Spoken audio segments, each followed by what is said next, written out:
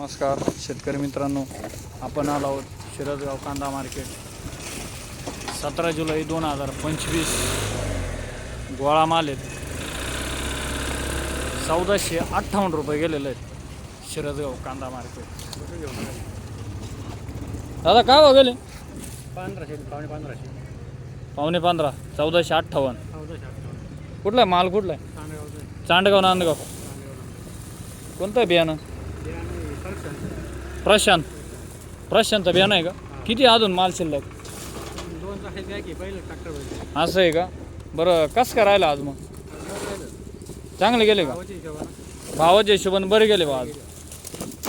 काही खराब वगैरे काही असं का? आणि फोडलं का चाळ्या वगैरे? झालं चालू.